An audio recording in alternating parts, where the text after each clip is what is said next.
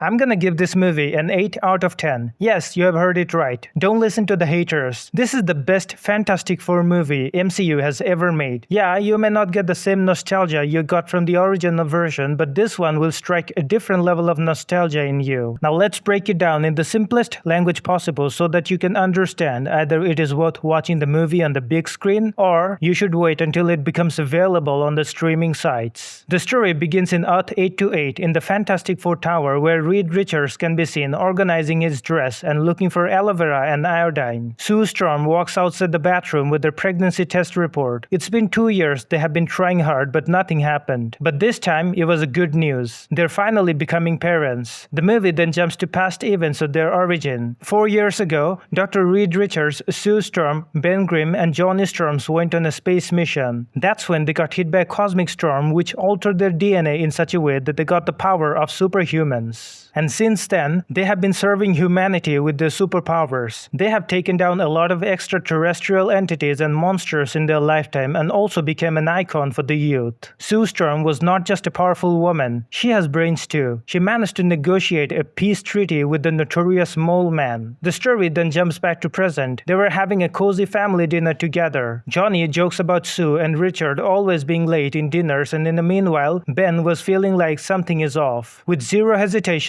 he asks Sue either she is pregnant or not. Sue gets surprised to hear that. Johnny congratulates his big sister, saying that she will become the best mother and Richard will become the worst father. They are now reorganizing the entire house for the upcoming baby. They all have one question: will the baby have superpowers as well? At night, when they were prepping their gadgets, the power goes off and Johnny lights himself up to remove the darkness. Richard seems more pissed than relieved. Richard wanted to use their custom device to check how's the baby and either the baby has been affected by the same cosmic power or not. But Sue says that she doesn't trust the device to check their baby. She uses her power of invisibility to show how the baby looks right now. Ben, on the other hand, was walking on the street for grocery shopping, and some kids ask him either he can lift this Volkswagen or not. He doesn't disappoint the kids. At night, when they were enjoying some fresh air, they suddenly see a lot of fireballs coming to the direction of their city. Johnny flames on to check what's happening. This is Shalabal, the herald of Galactus. She has come over here to tell everyone that this Earth is about to get devoured by her master Galactus, and they have got a very little time left. They should spend the last moments with their loved ones before they feed the cosmic hunger of Galactus. She then flies away. At night, they begin digging deep into the past history of Shalabal and find out that they have already devoured many planets until now, and they have got a very little time left before Galactus arrives. Richard upgrades their suits for their upcoming confrontation. They hold a press conference sharing that the citizens of Earth never have to worry about their safety as long as Fantastic Four is alive. After the press conference was over, Ben walks up to Richard saying that he shouldn't blame himself for the accident that happened 4 years ago. The defected suit designed by him was not his intentional fault, and that defect in the suits was the reason why they got exposed to the cosmic energy that were cursed with the unique superpower. They board their ship to trace Shalabal. They use a wormhole to set straight for Galactus. After hours of searching, their radar system suddenly notices a cosmic fluctuation. A planet gets devoured right in front of their eyes. Sue Storm uses her power of invisibility to slip into the ship of Galactus, but within a few moments, they eventually get exposed. Galactus scans them all, including the unborn baby. Shalabal shows up again. She says that Galactus is ready to meet them and they will regret that meeting. During the walk, Johnny asks Shalabal why she is working for such a cruel entity, but she doesn't answer. They finally meet the Hungry God. He tells Fantastic Four that millions of years ago, he was also a normal human being just like others, but one day, he got exposed to the cosmic energy and the cosmic hunger took him completely. He now devours universes after universes to feed his cosmic hunger. He gives them an offer. He says that Richard's unborn son is so powerful that Galactus can use that baby's power to finally feed his cosmic hunger. They give their baby to Galactus and he will spare their planet. The baby is Franklin Richards, an Omega-level mutant. All of a sudden, Sue Storm goes into labor. Her water just broke. Shalabal doesn't let them leave. Sue uses her power to hold them off. They immediately get into the spaceship and try to run away. During the chase, Shalabal tries to attack the ship and Johnny Storm tries tries to stop her using his firepower, but something in the back of his head is not letting him hurt that girl. Sue Storm then uses her power to make their ship invisible. Shallabel gets trapped in the cosmic storm and loses the ship for now. Sue Storm couldn't hold it anymore. She gives birth to a baby in the middle of the storm, the most powerful entity in this universe. They finally land on planet 828. Everybody was thinking that they have finally managed to win against the enemy, but Richard gives them the bad news. He says that either they had to sacrifice the baby or they had to sacrifice this planet. But he is not willing to sacrifice his child at any cost. A few months have been passed. They're still trying to find out exactly how they can save their planet without sacrificing the child. There have been protests across the globe where people are demanding Sue Storm to sacrifice the baby to save this planet. Jesus Christ, ungrateful bastards. Sue walks outside with her baby and tells everyone the following thing: I will not sacrifice my son to save this planet, but I'm not going to let Galactus devour our home either. My baby is not a weapon or a successor of any cosmic god. I will do anything and everything to protect my baby and all the people on this planet. Richard then makes a plan. He will build an infrastructure to relocate the position of this planet in this universe to somewhere far away so that it stays hidden from Galactus for millions of years. Sue Storm holds a conference to tell the world leaders that in order to make it happen, the world has to stop using all kinds of electricity sources to use them for their relocation devices. They installed the quantum bridges for the relocation after months of preparation, and when they were about to charge the devices, Shallabel reappears to destroy their plans. When she begins breaking through every single quantum bridge, Johnny Storms flies to her to ask her some questions. During his free time, he did a lot of research on this girl and learned her cosmic language. She once was an engineer on her own planet who offered her eternal loyalty to Galactus in exchange of sparing her family and planet. That was the only planet Galactus ever spared in his millions of cosmic lifestyle. She still bears the remorse of working for a monster like Galactus. After a lot of convincing and chasing, Johnny eventually manages to break her ice with whatever humanity was left in her. She then reveals that Galactus cannot have that child. If Galactus gets his hand on that child, he will get 10 times more powerful and slowly devour the entire cosmic world. Johnny comes back. He tells everything to his big sister. Richard makes a plan. Instead of moving the planet away from the hand of Galactus, they will just move Galactus away from this planet. But that would be a suicide mission. They had to use the baby as a bait to lure Galactus to arrive on their planet. Sue Storm swallows the heart pill and decides to give it a go. They invite the notorious Moman, king of the underground tunnel, to help them in this job. They build a quantum stage that they will use against Galactus to throw him into the furthest edge of the universe. The hungry man takes the bait and comes to planet Earth to take the baby. He kinda looks funny to me for some reason. Anyways, the battle begins. All the civilians have been evacuated already. Sue Storm, Reed Richards, Johnny Storms, and Ben Grimm, all of them couldn't manage to hold off that Titan or slow him down. He eventually takes the baby from the tower. He is now ready to use that baby's power to feed his cosmic hunger. Dude should try a New York-style pizza instead with extra cheese. That might feed his insatiable hunger for a while. Sue Storm uses her invisible cosmic force to slow down the Titan. This man had no idea what a mother's fury is. Sue uses her energy one blow at a time to drag him to the quantum bridge that will create an instant wormhole to throw him inside. While Galactus was almost getting devoured by the wormhole, Richard saves the baby. When they thought that it was all over, the Titan forces him out of the wormhole again. Sue was exhausted by now with no more energy left. Richard and Ben knew that they can't do anything against this Titan. This is when Johnny Storms decides to sacrifice himself for his nephew. Before hitting onto Galactus, he says, "Tell Franklin that Uncle Johnny loves him." When he was about to push Galactus into the edge of the universe, Shallabel comes out of nowhere and shoves Johnny off of her path. She decides to be the sacrificial lamb for saving this planet as an act of redemption. After exhausting all of her cosmic power, Sue is about to die. Richard does constant CPR, but nothing was working on her. This is when Richard puts the baby on Sue's chest. The baby all of a sudden glows up a bit with a blue beam of energy, and that energy flows into her body, giving her a new life. The boy claps his hand as if he knew exactly what he has done. And that's the end of this beautiful story. Anyways, the team is not Fantastic Four anymore. It's Fantastic Five. And now comes the post-credit scene of this movie. I swear it's gonna give you a chill down your spine. Sue was reading stories to her baby in the afternoon. She goes to grab another book. When she comes back, she finds her son not alone anymore. There is a man in black costume with a mask on the table holding the baby with his hands. You know who that man is. The man, the myth, the legend, Dr. Von Doom. Now I wanna ask you something. Are you not convinced enough to watch this movie on the big screen?